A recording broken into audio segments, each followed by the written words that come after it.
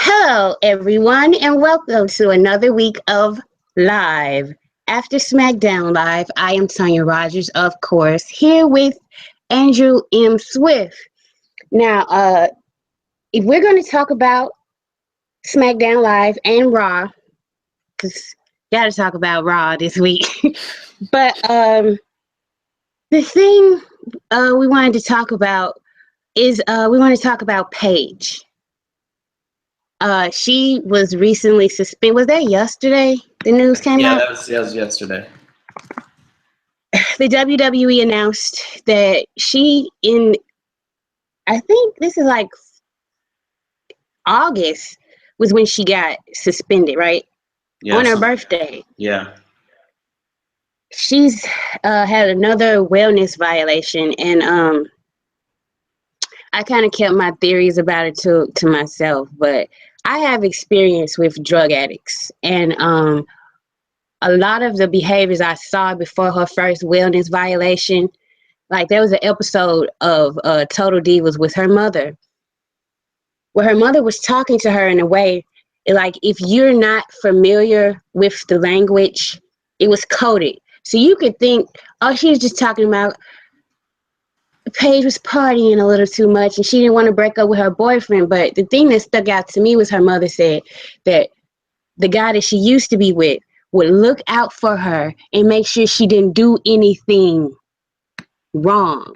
And I was like, why does somebody need to supervise Paige? And the way Paige reacted to it was like, oh, Mom, leave it alone. Nothing, trying to brush it off. The way she handled both of these violations is the standard way. And trust me, I've dealt with a drug addict for years. If they are always the victim, it is always somebody else's fault. And like tonight in the Daily Open thread, Vidant showed us a tweet of Paige. You can see her bones through her chest. She's lost at least 30 pounds since she was last on TV, and that was like 4 months ago. And it's clear to me, like I don't want to speculate, but like WWE today came out and said it. Look, she fell for an illegal substance. Yep. To me, that she has a problem, and I'm not judging her. I will be the last one on the face of this earth. I'm really concerned, and like it really threw me. It threw me for a loop seeing it, because I still remember the Paige I fell in love with. The first time I ever saw her was at a rival with Emma. And Emma, as you know, Andrew, she's in my heart too. And they were like the first two women that they actually let wrestle, a 20-minute match, just like the men. And I've always like had a special place in my heart for them. And to see Paige like that, it really breaks my heart. It really does. I don't want to get emotional, but I can't help it. I just want her to get help. And like people who are like wanting to blame the WWE, what benefit is it of them for no reason whatsoever want to break up her and Alberto Del Rio? There are so many couples in the WWE and they just exist. Seth Rollins smooth left his girlfriend for somebody in developmental, and that girl, she got canned for an entirely different reason than being with Seth Rollins, so that never played to me. That always seems like Paige playing the victim, and I gotta think Alberto Del Rio has a hand in it because he's with her. And I'm not saying he's on drugs, because I was with a drug addict for years and I wasn't on drugs. But I'm saying he's definitely at least enabling her. Mm-hmm. And her family is too. There's a lot of guilt there, you can tell. And I just want Paige to get better. I don't care if she ever wrestles again. I don't want to hear about her, God forbid, passing away too soon, because she is so young. And like, go ahead, Andrew. You go ahead and talk on it. Yeah. I speculated yesterday when the whole when the suspension announcement for the second violation came out, that I immediately speculated, as I have long believed, that she is suffering from some sort of mental illness, which addiction issues would fall under. And I've been saying it for a while. She's really starting to worry me. Like it's well beyond like a schoolgirl with a crush. Like, you know, adults. I don't care like how weird your childhood was or how stunted your development was because you were wrestling at 13 and, you know, on the road and whatever. But adults don't. 24-year-olds don't incessantly post those sorts of like way over the top stuff, especially if you're a public figure. Like if you're a public figure, you have a bunch of people telling you to not do it, and she still has, and then she's like deleted several of them and then put them back up, and it's just like you said. I honestly, if she never wrestles again, I'd be okay with it. But and that's not a knock on her. I'm just saying, like, it's her health is the important thing. It's not like this story is no longer about Paige. It's about Soraya J. Bevis. And, you know, it's really upsetting to see. And I know, like, when the rumor came out, like, WWE was splitting up Del Rio and Paige by putting them on separate brands. I know I made a comment. I was like, of course, that's typical WWE, you know, being spiteful or whatever. But as more information has come out, and the additional rumor that Triple H like thought Del Rio was a bad influence on her. Say what you will about Triple H, but like his NXT kids and especially his NXT girls, like he legitimately cares about them. So if he, you know, was worried, it kind of says to me that, you know, there's something serious going on. And it's just a mess. Like this, there's too many stories. I guess we've been kind of blessed like lately because like in the 80s and 90s, you know, and early 00s, how many stars like fell out over, you know, drug use and suicide and all sorts of, you know, awful things. And we haven't really had a ton of that lately. I'm probably forgetting someone, but I'm not coming up with that on the top of my head. But you just worry, like this pattern of behavior keeps going on, and I've acknowledged before that I'm also someone with mental health issues and have battled substance addiction in the past. So it's worrying to see someone who you like to bring entertainment into your life, you know, as a person, that they are undergoing some serious struggles. And like you, I was actually a Paige fan before I became a Sasha Banks fan, but I actually started becoming a Sasha Banks fan because I watched her matches with Paige. So yeah, it's a mess, and I hope everybody treats it like, I don't want to see, you know, jokes. Like, this is serious life stuff. This is deadly serious. Like, it's not fun. No. But yeah, we should move on unless we want to make this the most depressing podcast ever. All right, let's go to SmackDown Live. Okay, I'm all discombobulated. I usually go in order, but I've been thrown for a loop. So we're just gonna have a conversation today. Yeah. Just to be honest, had a crappy day.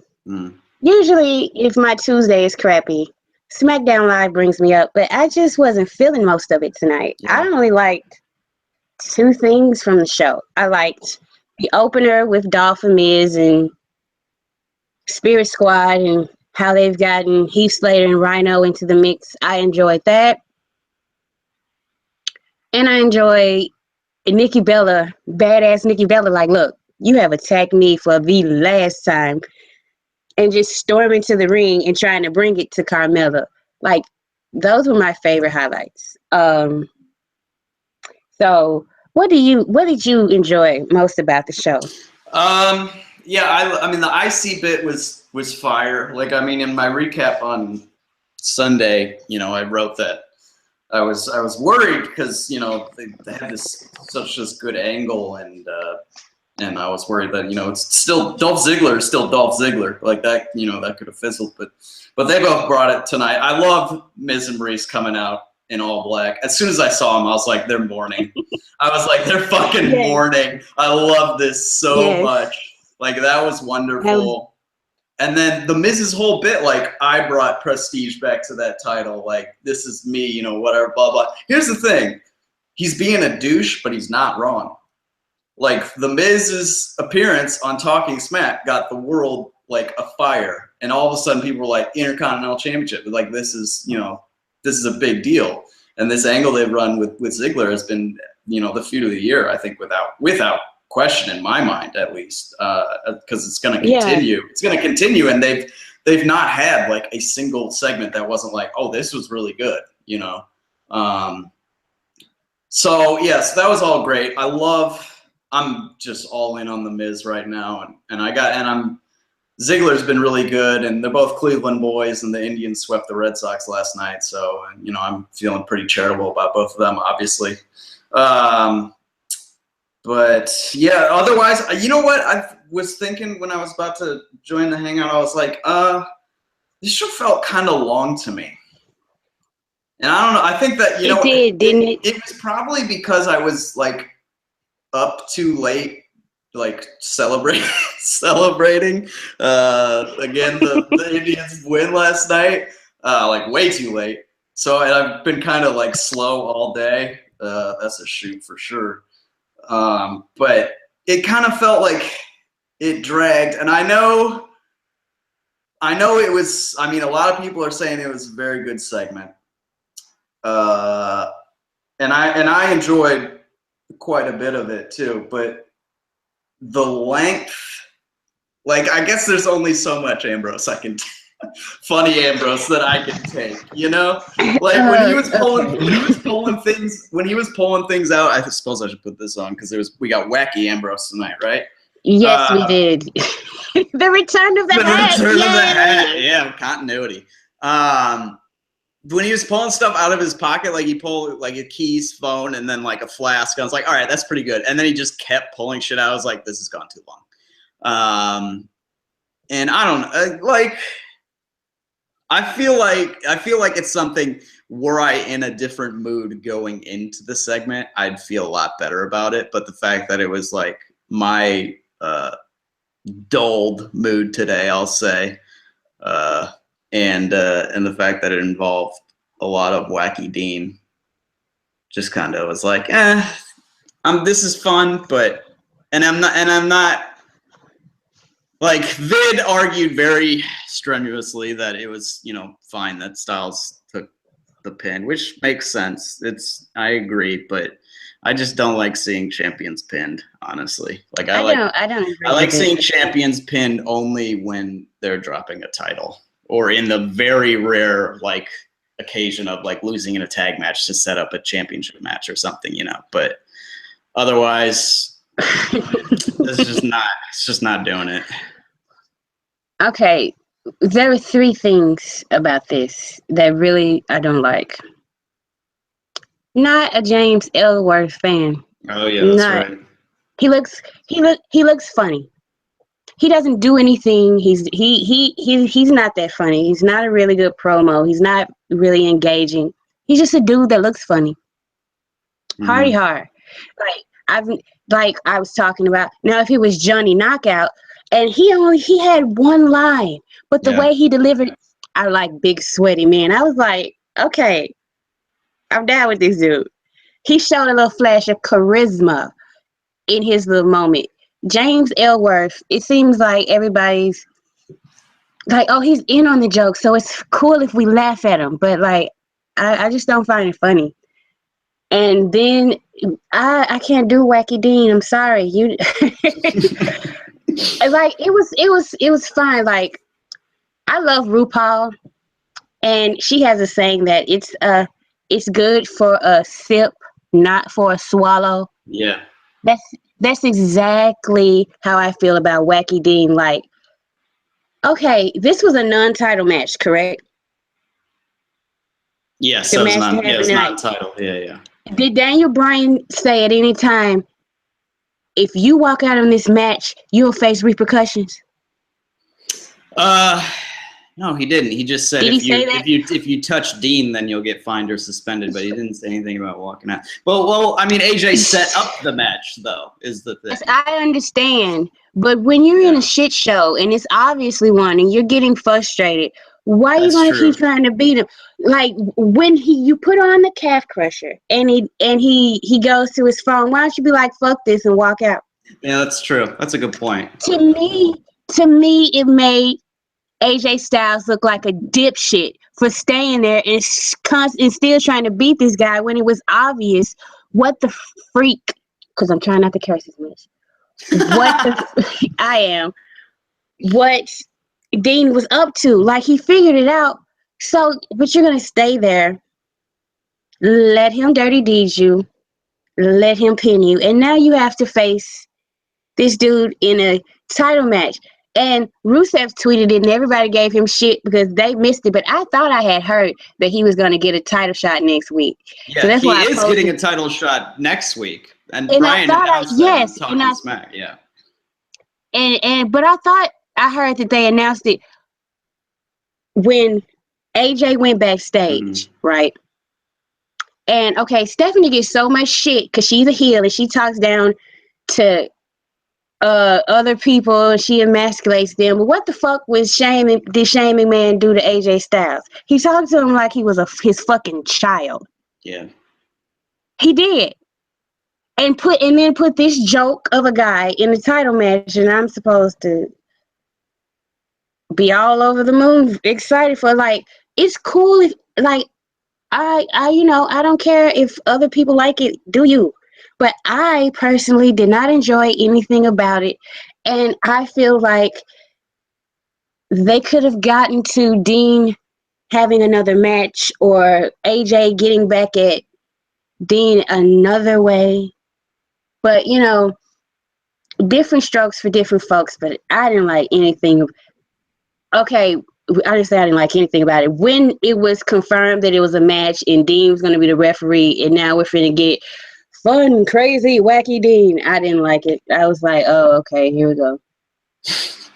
Like, immediately when they said Dean Ambrose is going to be the referee, I'm like, they're going to let this man fucking pin AJ Styles. Yeah. Like, people got upset as fuck that Chris Jericho, who is 6-time world champion, undisputed champion, they got mad that he went over Styles. And it was like, oh, yes, but it's clear that this guy wasn't a threat. Yes, but to me, it made AJ Styles seem stupid when it's clear that Dean is not going to ref on your side and you stay there. Yeah, why did he stay? What was the point? And once you realize this isn't going my way, just fucking book it up out of there. Well, shit, I was coming around on that segment. Now you talk me out of it again. But I get what other people are saying, but I wish they could have gotten to the Dean AJ stuff a little bit more seriously. I like comedy. I like fun. I don't typically like it in my main event program. I don't. Yeah. Like for the main title, I like you're supposed to be the guy. You're carrying the company. I just want them to be serious. Not all the time. You can have fun, but like it's just too wackadoodle for me. It was a bit much. I'll say one. It seems incongruous with the whole thing that they made AJ take agency on the false tap, saying like I knew what I was doing. Yeah, so I'm so smart. So they're making him the smartest man in the room, and then like you said, turned him into a dipshit 2 nights later. Yeah, why is he sticking around in this match when he knows Dean is not going to give him the win? So that's an interesting. There was no incentive. Yeah, there was literally no incentive for him to stay, and like everything to lose, pretty much. Right. Yeah, so that's an interesting little slip, I feel like, but I don't know. Nobody else agrees with us, so. I'm sure they don't. Tierney did. Tierney did. But listen, I'll be the girl that stands on the ledge. I will be that one. I was one of the few people on the ledge. Like there have been they've come in later. They've shuffled in later defeating Roman Reigns. I was literally the only person on CSS the night Royal Rumble last year who was defending his ass. Yeah. And so much to the fact that it's a few people who were like, you know what, I do not agree with you, but goddamn it, you got some balls for speaking your mind. I was like, and I'm gonna keep doing it, damn it. But look, it's SmackDown process. But I'm gonna let you know before we talk about other stuff because there were other nice things. I like the way the Usos cheated. Yep. I did enjoy that. They're continuing their beef with America. At a certain point, American Alpha, they're gonna have to, I don't know. They are getting outsmarted left and right.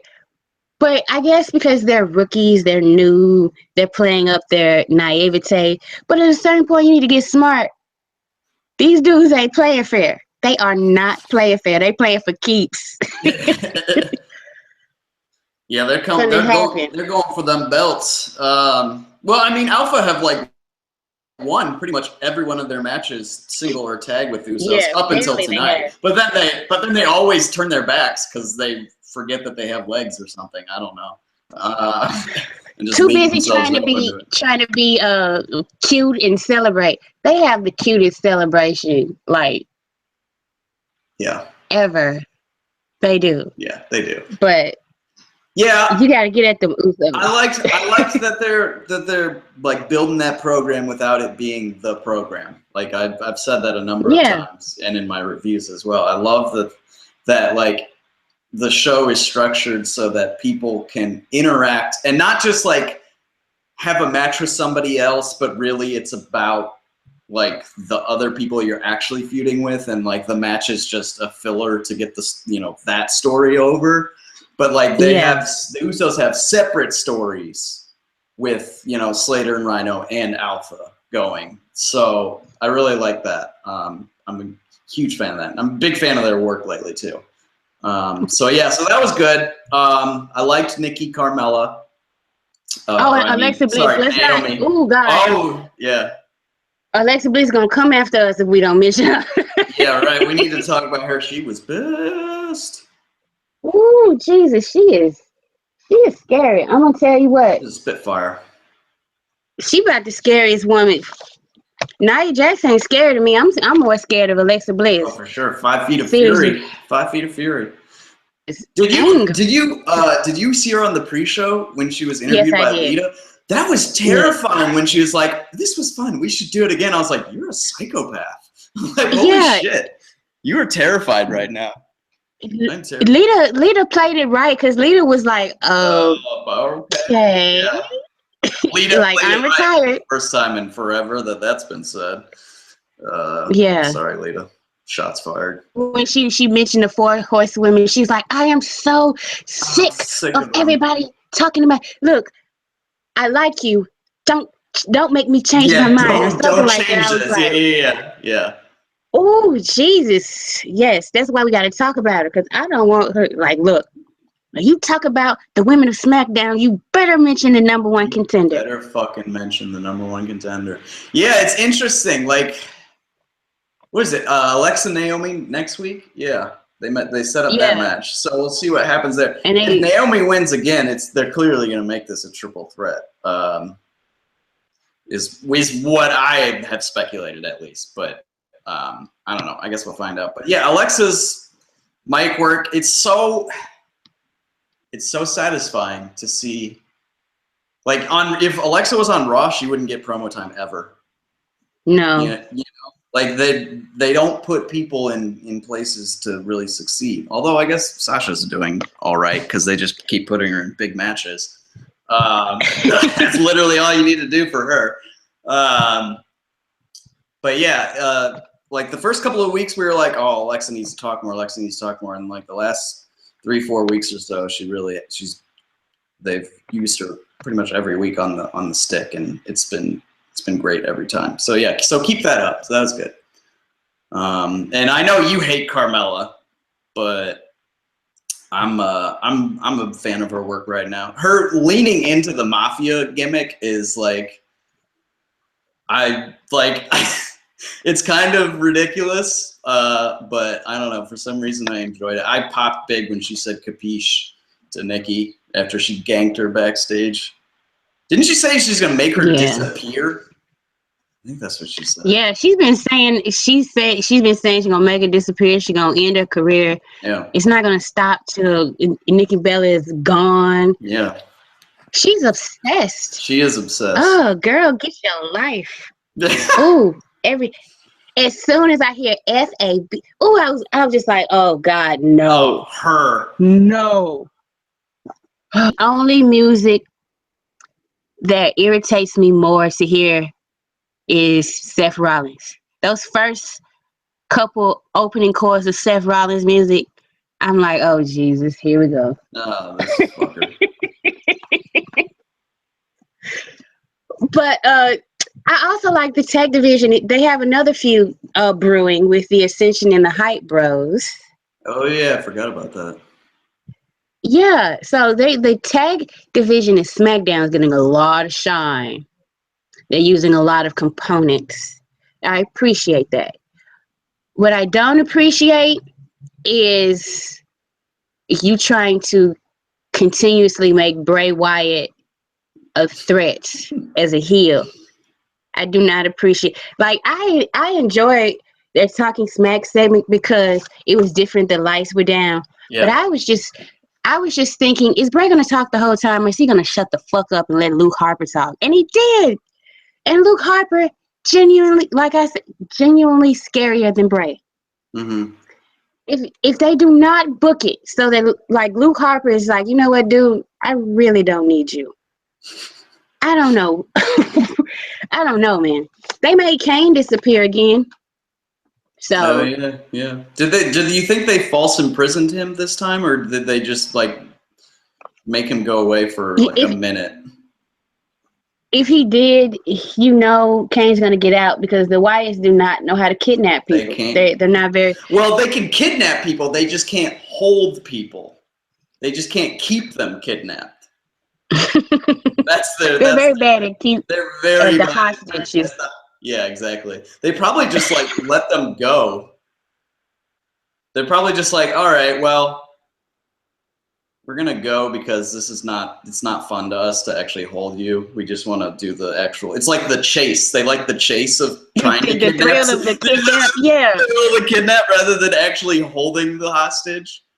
Yeah. That's a very interesting theory. Yeah, right? Maybe. It's possible. It's possible. Yeah.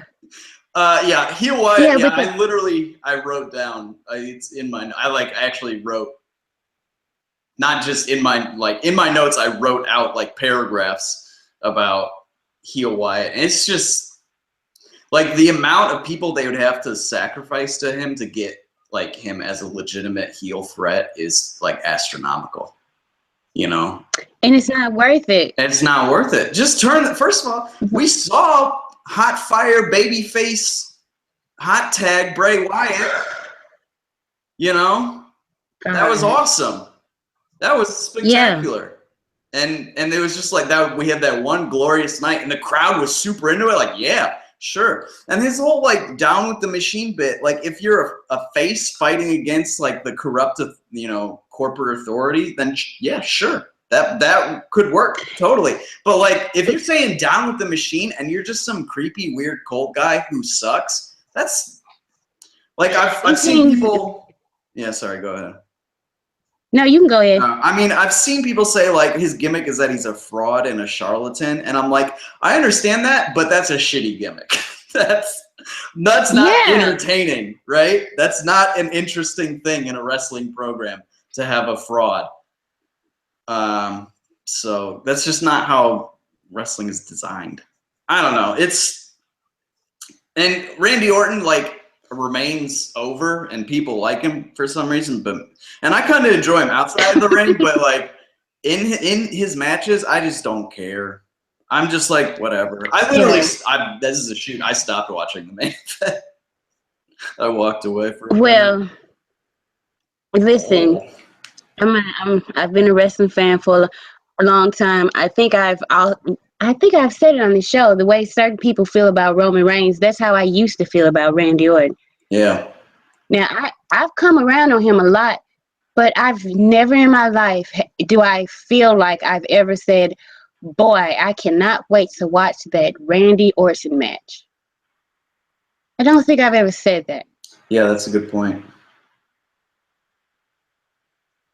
Yeah, I don't think I've ever rewatched a Randy Orton match either. Now that I think about it. I've watched the Shield matches he was in because he's a great tag team partner. Don't get me wrong. Now he has some uses, but like main event, he's just kind of boring and too paint by the numbers. Like people say, Roman Reigns is like playing a video game. Like, oh yeah. So is Randy Orton. You know when he's finna go for what moves.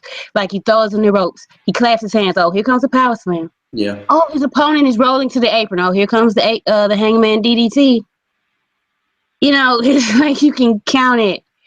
It's nothing. And he doesn't throw.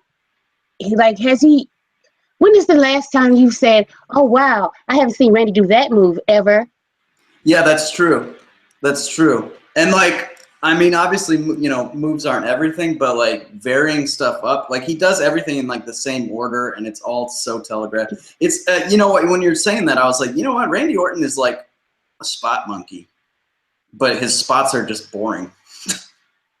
Ooh, like there's no flow to his matches like at all. It's just like you said, the power slam spot to the DDT spot to the RKO, you know, whatever. It's like that's what there is, and there's no. He's like Randy Orton is a more interesting character, but way less athletic and flashy version of Seth Rollins.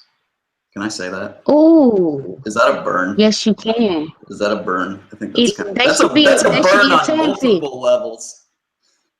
Yeah, that should be a tag team. That should be a tag team. Just have Seth.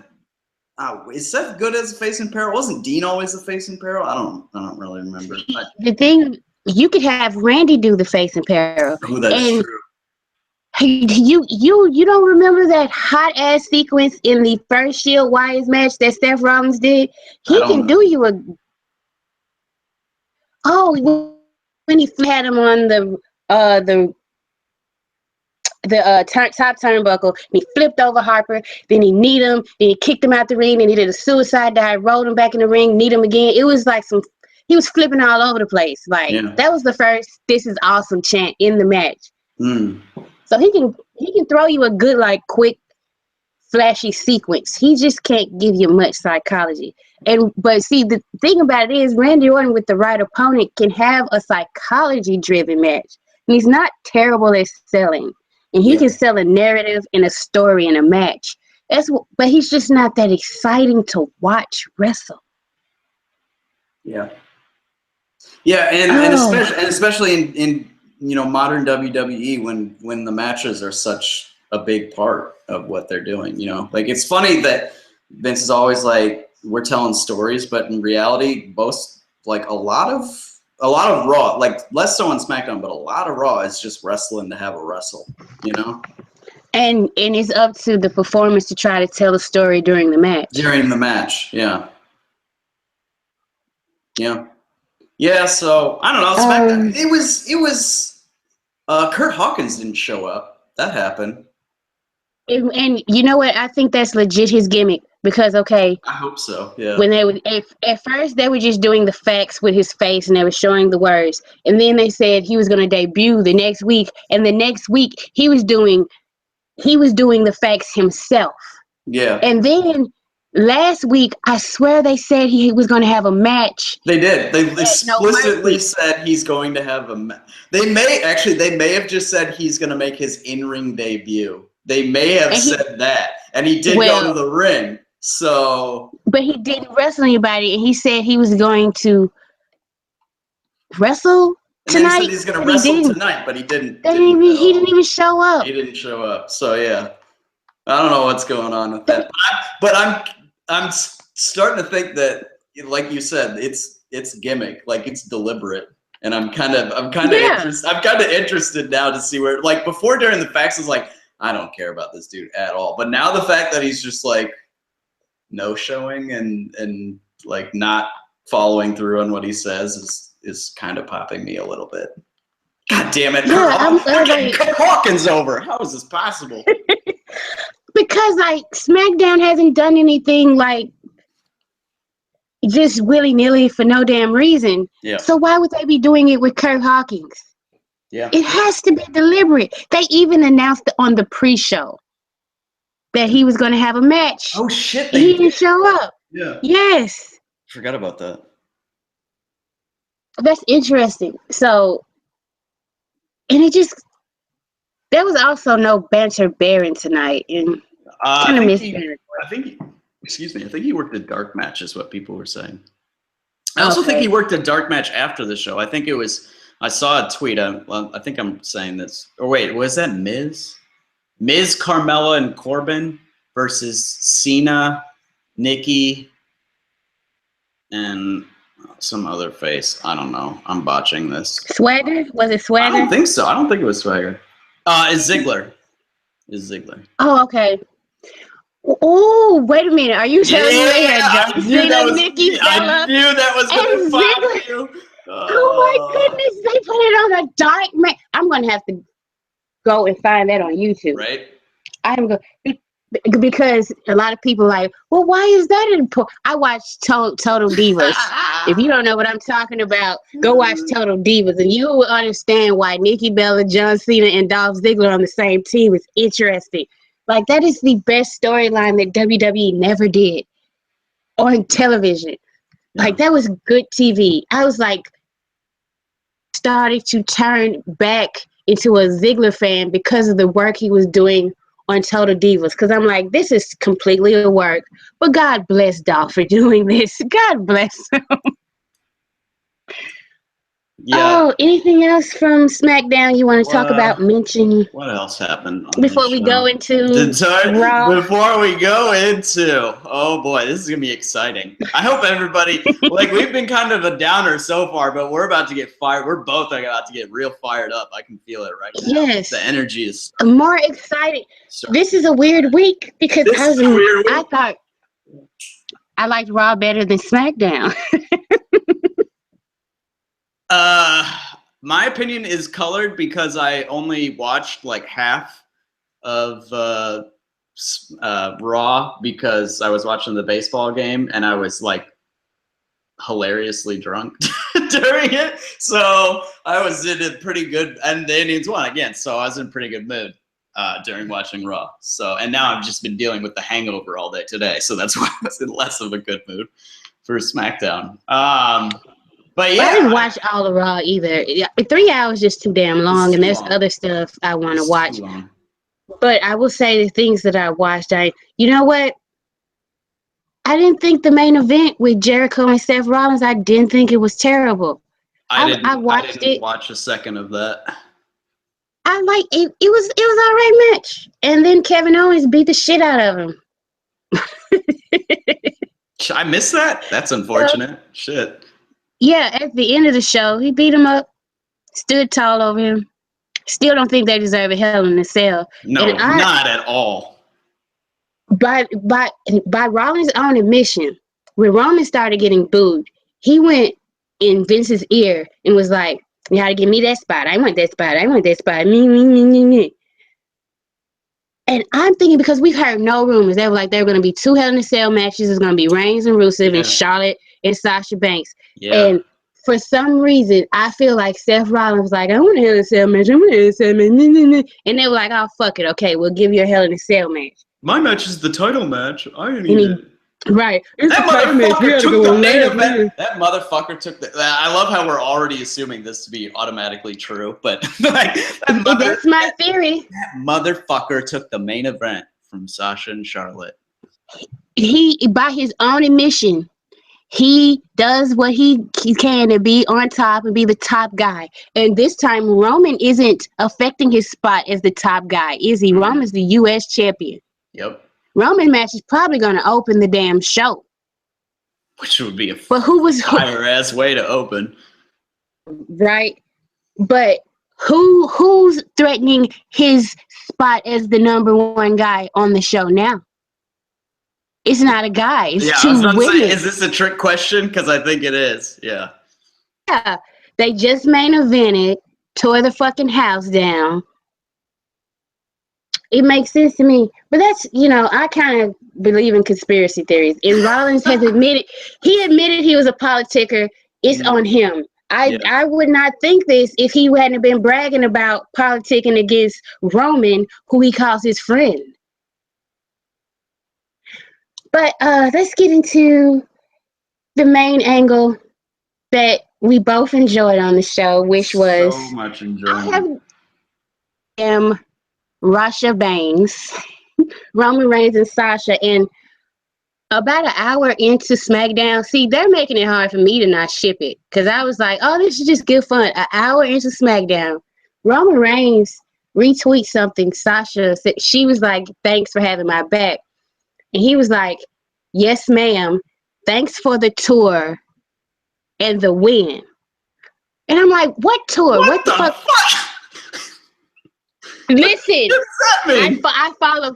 I follow both Sasha Banks and Roman Reigns. I looked on my Twitter. I'm like, Roman, what tour? What tour you talking about? You gonna have to elaborate on that, bro. working the shippers. That's hilarious. They are. That is amazing. And Roman does that. Working the fucking shippers. Because Charlotte, when he was gonna appear on Renee Young's show Unfiltered, Charlotte asked him, she was like, do you like wearing your hair up? Or you like wearing your hair down? And this slick motherfucker's like, it depends on what I'm doing, with a wink. And then he's gonna be like, get your mind out of the gutter. No, get your mind out of the gutter. He knows what he doing. Mm-hmm, mm-hmm. He knows exactly what he be doing. Mm-hmm. But like, I didn't know how to feel about the opening segment either.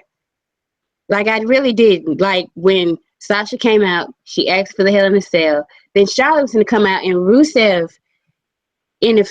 came in. Now, one thing I am thankful for is I've been saying Rusev is a sexist pig. And people were like, well, I don't see that. I was like, yeah. Have you forgotten what he said? He said women should know their place, and that's behind a man. Women will never be equal to men. He said that. You don't unless you renounce your sexist ways, you're never going to be a face to me. I don't give a fuck what Rusev says. It's not because he talks shit about America. Although, if there was, and this kind of irritates me too, if there was a wrestler that was saying, just for instance, I hate France. Fuck France. I don't want to go to France. Everybody in France sucks. I wouldn't be like, that dude's a face. I would not say that. And for people to say this guy, who obviously hates people solely because of where they're born, is a face, I'm like, really? You really think that? Is that what you really, really, truly think? They confirmed last night he is upset about Lana because she is his property. And Lana's okay with it. Okay, she's okay with him being a sexist pig. Doesn't mean I have to be. Mm-hmm. That's how this whole thing works. So I'm glad why the fuck weren't they doing this? Oh, and people they're using Sasha Banks to get Roman over. And in a way, yes, they are. But listen, why the fuck didn't they make Rusev this repugnant, sexist asshole when Roman was first feuding with him? Why did they make Roman look like a dick? These are the conundrums I asked myself. That's why I just have to turn that shit off and just enjoy the matches. Right. It doesn't make. This is the first time, and they're like, well, they needed Roman to come rescue them. So what you're saying is you wanted to see Sasha and Charlotte fight Rusev. That's what gender. You ready to bring that back? That's what you're saying. Because otherwise, and it's not like Roman that's out of the blue. I'm just gonna come down for no reason. He's been beefing with Rusev since the fucking brand split. Basically, he kind of had a right to come out there. He didn't do nothing but just stand there and be like, "Okay, well, fight. You want to fight? Fight me." He didn't even have to say anything. So, but I was kind of iffy because I was like, I don't know if they gonna fuck up Sasha Banks putting her with Roman. That's not safe. Oh man, you know, okay. Right? You were pissed. You were pissed at that segment. Hold on.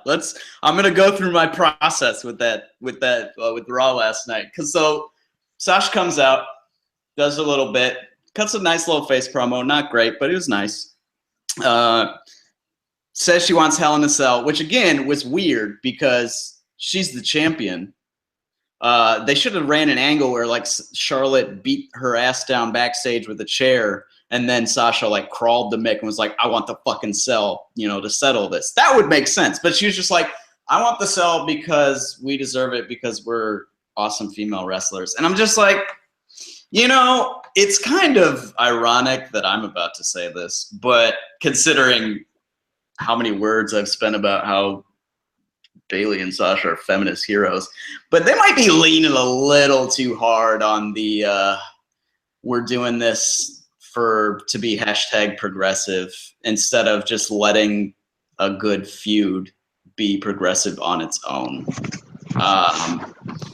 So that was weird. And then Charlotte came out and I was like, okay, sure, fine. And then Rusev came out and immediately I got annoyed because what happened the last time that Sasha Banks won the championship on the Raw? The next week, Chris Jericho came out. And then Enzo came out. When Sasha and Charlotte were having a promo battle, Jericho came out, and then Enzo and Cass came out, and it was just a whole big clusterfuck. So a dude comes out again, and I'm just like, can you not tell? Like, I understand that integrating the women into the story and into the wider universe is good, but can you not just tell a women's championship feud? Like, why do men always have to be like brought into them? Why was it always about like Ric Flair helping Charlotte cheat? And now so that annoyed me. So I was in a bad spot like there. I was pretty annoyed. And then the Indians started winning, so I was in a better mood. Again, this is pretty much how the progression of my night worked. And then and I was the one, and I was like first and foremost saying, I was on Twitter. I think I deleted these tweets too, because I delete half of my tweets from watching Raw every Tuesday morning. It's so funny. But I think I was delete. Yeah, so I think I said like they're using Sasha get Roman facey, and it did annoy me that the segment was like Sasha asking, like wanting a Hell in a Cell match, and then the segment closed with Roman's music. Like that annoyed me. And I think that's a legitimate gripe. It is. Like that was the thing that actually pissed me off the most. Like that got me going. So then I'm like, oh my god, they're trying to use Roman. They're trying to use Sasha for face heat for Roman. So I was a little bit annoyed. And then the match came around, and by that time I was pretty lit by that time. And I was in a good mood. I was in a real good mood. And then the match was fire. Of course it was, because Sasha and Roman and Rusev are all like tremendous workers. And I had to be a little snide there, but so that was great. And I was just like, I was buying it, I was digging it the whole time, and it was funny by the end of the segment with the jumping spear. I marked so hard for that. I was just like, that's amazing. Like, first of all, that was even better than his. Wyatt's point was the best part of the spear to Sheamus. Yeah. But the jumping spear was just was dope. That was so fire. So that was great. By the end of this match, like when they're clinking belts together, I had this big old smile on my face. I was like, I literally started tweeting. I was like, I'm rooting for Roman as a face right now. Like that's it. I'm all in on face Roman. Like, and so I was just like, oh my God. WWE. I mean, granted, it's not easy to work me, but holy shit. I went into this segment being like, this is bullshit. They're using Sasha and Roman face heat. And I ended the segment being like, I fucking love Roman as a face. And I was like, oh my God, they totally have just got me real bad. When they play to Roman's strengths, it usually comes out good. It usually looks good. Yeah. He's a fantastic partner. He's a fantastic partner. And the timing of that spear, and a lot of credit goes to Rusev. Rusev always takes his spears good. He takes it so perfect. Yeah. He jumps up at like the perfect time. Yep. Yes. And then afterwards, I honestly have never seen Sasha smile that hard if she was not with Bayley. Big old smile. Like how could you be mad that Roman's with Sasha when Sasha is happy about it? Like, right. How did you? She's not, oh, they're making me do this. She's like, yeah, fuck yeah, clink belts. And she is saying his goofy, yes, sir. Yep, she did the, yes, sir. I've watched that GIF 1,000 times today, and I literally popped every single time. It was, yes, sir. And it's like a really dramatic head nod, too. It kills me. It absolutely kills me. So, yeah, I'm all in on showman ranks. Gonna take that from genre. Gonna take that one. What did I say? I really botched it. I said Basha Reigns. You said Basha Reigns, which is just yeah. How did I even do? Wow, that's amazing. Now that I think about it. It's Rasha Baines. Rasha Baines. But I know. yeah, I got it now. Yeah. Sasha, she's. And it's so special for me because I'm a fan. Your two favorites, yeah. And then at the same time, I'm watching NXT and I'm seeing Sasha Banks like at the same time, and I'm becoming both of their fans. And like the only like mixed tag that would have popped me more is Nikki Bella and Shinsuke Nakamura. Now, those two, I'd have a stroke. Those two, like, she does a stiff ass like Bella Hammer, and he does the Kinshasa at the same time. Stroke. Oh shit. Stroke. Stroke. I'm gone. Yeah, I'm done. I have passed over. But like, it was just a happy. And Raw does moments well. Mm-hmm. So, I'm not going to be like, oh, everything's fixed. No, yeah. But when Raw gives you a good moment, you celebrate it. You gotta take it, yeah. You have to take it because so much of the show was still just like, there's still no tag division. I guess they're trying because they put Enzo and Cass Neville in the Rising Stars or Shining Stars or whatever the fuck they're called. Or is that over? Like I don't know what's going on Raw, honestly. They don't know what to do with Enzo and Cass. That's become blatantly obvious. Or they just have them on. It's kind of like a situation where Sasha was off TV in catering while Charlotte got to have her title reign, and they're like, well, we'll bring you back on TV when it's time for you to challenge for the titles. And the New Day has to break the tag team, longest reigning tag team. For some reason, they just have to break it. Like WWE, that'll go through like the Rumble now, won't it? Like they're still like 80 days. I think it's later. November.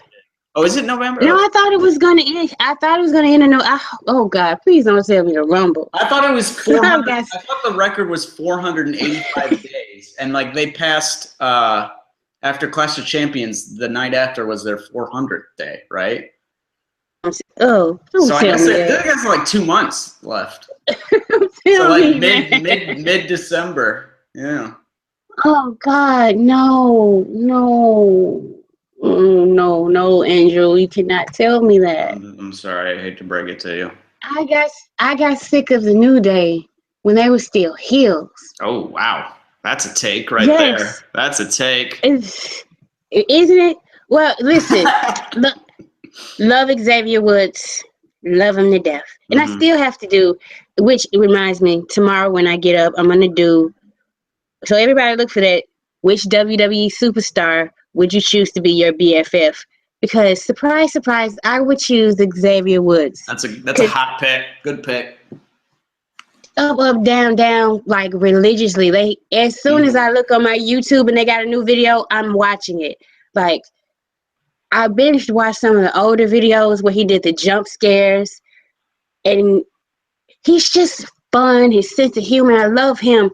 But to me, in Kofi, I've always loved it. But to me, Big E was the issue. Mm-hmm. To me, at a certain point, it seemed like he was trying to be more over the top than Xavier Woods. And that's not your role, bruh. Well, you know, it's true, actually. You had that guest appearance on Cage Side Live last December, and you said he was being extra. You said you didn't like him because he's being extra. That's stuck in my head forever. And it's going on a year now. God damn. God damn it.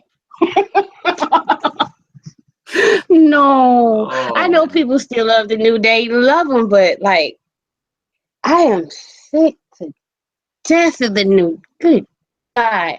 Like they broke the Shield up too soon in there. I don't even break them up. Just do something. The last time I enjoyed it was against the Wyatts, and that was all Xavier Woods. Xavier Woods. Yeah. Yeah, Xavier is literally the only person who's made the Wyatts look threatening or interesting in like the last 2 years or some shit. Like ever since like the Shield trios matches, I think. But yeah, I didn't give my rating for SmackDown because honestly, I'm gonna put my rating is a Z. If I was rating the show, I'd be like Z. I don't know what the hell that means. I have no idea. It means I don't have one. Take it what you will. Rate it however you want to. Open for interpretation. Yeah. I mean, it was serviceable. It still kept the narrative. But you know, I'll wait till next week, I guess. I really wasn't that big on it.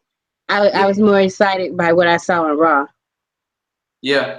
The Intercontinental stuff, like we said, was awesome. And then like the Ellsworth Styles Dean thing, like that. If you weren't like super big on that segment, and neither of us were, then like the show kind of like you had that opening segment that was really good, and the women's stuff was pretty good too, but it wasn't like a huge deal, you know? Yeah. So otherwise, it was like that really good opening segment, and everyone else was just kind of there a little bit.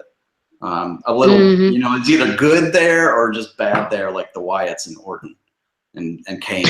I forgot Kane was even in the match. Yeah. I don't know. But, you know, and the one thing before we go, I wanted to say, like, I kind of felt weird about No Mercy. I thought it was a good show, but it was something that was bothering me. And then I realized, especially with talking about the New Day, WWE or Vince, even though he doesn't want to number WrestleManias, he is obsessed with everybody breaking fucking records. Mm-hmm. Nikki Bella almost breaks her neck trying to break a record. I don't know. He's like he wants to erase all the old history. And for some reason, I guess maybe he feels bad because he knows he's fucking up and these guys are working hard and he can't get them over, so fuck it. Might as well give them a record that really doesn't mean shit. It doesn't mean anything. They'd probably rather be over and selling out buildings. Yeah. Did you see that picture for the SmackDown house show on Monday? Oh yeah, it was real bad. Oh, jeez. You can't. They're running house shows opposite their other TV show is stupid. It's seriously stupid. You're taking potential viewers away from your TV show you're not giving your talent an extra day off, which which everyone on the roster desperately needs. Like, it's dumb. I kind of can't even with that. Like, it's super annoying. I don't know. Yeah, but overall this week I was pretty satisfied. But like the No Mercy, the match structure, and like the things I liked, but I felt like, oh, another thing that when I thought about it, I noticed that they used to do to the women that they did to them that nobody really called out. Both women's matches were the cool down matches. Yeah. Both of them were. Yeah. And like, stop that shit now. Yeah, no. Because I feel like the crowd could have been way more into Nikki Bella and Carmella if they hadn't just followed them up with a triple threat. Yeah. Yeah, the world title match, like, the crowd gets like completely worked up by Ziggler and Miz. What's the next match? Alexa Bliss and Naomi. So yeah. I was like, and what scares me is that Vince is starting to poke his fingers in, and what really scares me is that now he's going to have to see who's going to have bragging rights, Raw versus SmackDown. Fuck. Yeah, I felt it too. For some reason on Sunday, I had a feeling that, like, obviously they had to like redo like the Becky stuff on pretty short notice. So I kind of felt like, well, you know, Vince obviously had a say in that. So maybe while he was like paying attention, he was like, well, let's do this too. And like, it blows my mind that the Intercontinental Championship did not close the show. Like, yeah, that was such a missed opportunity right there. They may never get it again. Yeah. That would really raise the stakes, because it's like, holy shit, this is a main event Intercontinental title main event. I know they said the main event opened the show, but it's the last match is the main event. But the main event opened the show just so they could give Cena a funky ass record that nobody cares about. Wait, what? I don't even see. What was this record? I saw like the post. And 68, the most main events in WWE history. 68. Who had? I guess he needed that one to get over the hump. Who was he tied with? Was it Hulk Hogan? Was that a question? I didn't know if that was like, if you knew the answer. Yeah, like if they hadn't brought that up in the YouTube, because that's like, I saw it the next day, I was like, oh, so that's why they kept harping on it. This was the main event, because I thought it was weird. Just say the world title match is first. Why do you keep trying to tell me the opening match is the main event? That doesn't happen on Earth ever. On Earth. Like, people like, well, sometimes the first match is never the main event. Even if you could say, well, this match was really the main event, I could buy that if it went on a little bit later. It's the opening match of your pay-per-views, not the main event. It's the opening match, the first one. If you're not first, you're last. Ricky Bobby said it perfectly. Yeah. You have any more thoughts? No Mercy, like, I don't know. Like, that show kind of dragged me down a little bit. Like, I wasn't really feeling it. Like, I love the triple threat and I love the IC stuff, but everything else is just kind of there. And, like, the crowd place, like, I was so hyped for the IC match to go last, because it's like, well, this is raising the stakes. Because I actually didn't look at the odds. So I legitimately had no idea going in what was going to happen. And I was like, well, if it's the main event, then it's like this could be like a send-off for Dolph Ziggler, you know, who had also, along with Miz, who's doing it in kayfabe, but Ziggler has talked for shoot about wanting to make the Intercontinental Championship relevant again. He had a table for three with Daniel Bryan and Ryback when they were all discussing it the whole time. So, and he also references that he's had that discussion with Miz a lot, so which I find interesting that they're working this feud now. So yeah, that could have like raised the stakes. Like, maybe he is leaving. Maybe this is, you know, the send off, but like and they showed the package, and I was like, okay, sure. And then they like Ziggler's music hit, and I was like, what? And then immediately I was like, Right. why is Orton Wyatt closing? Like Luke Harper, like, I know a lot of people like him, and like I like him too, but he's a mid-carder. He's a mid-carder, right? Like he's not close the show worthy. So No. yeah. And now Bray Wyatt has gotten 2 straight wins, so it's one more thing. Okay, One more thing. yeah. What are your thoughts Oh. on Goldberg versus Lesnar? Oh, Jesus Christ. See, if this was CSL right now, you should be closing the show right now. Like that's the go out on that gimmick, because I don't care. If this is the main event of Survivor Series, I'm going to bed early. Like I'm not watching that. Hell no. I don't care when that match is. I'm not watching that. I don't give a shit about either of those dudes. Right. And I don't care even as like a train wreck perspective. I just don't. No, you know what I care about? I'm going to watch if Shane McMahon versus Brock Lesnar happens. Oh, for sure. I have to watch it. I must, just to see if they're going to have Shane get more offense than most of the regular wrestlers who face. I have to. But Greenberg coming back, I didn't like him. I didn't like him when he was in his so-called prime. No. Yeah. Yeah. I mean, if people like it, it brings them back. God bless you. But if you're coming back to WWE to see that match, you're going to leave WWE after that. So who does it serve? I don't know. And that's why nobody can get over. Yeah. And that's why they're so concerned about making history in women's wrestling and hashtag this and hashtag that and all about the brand. Well, your brand fucking sucks. Good night, everybody. Bye.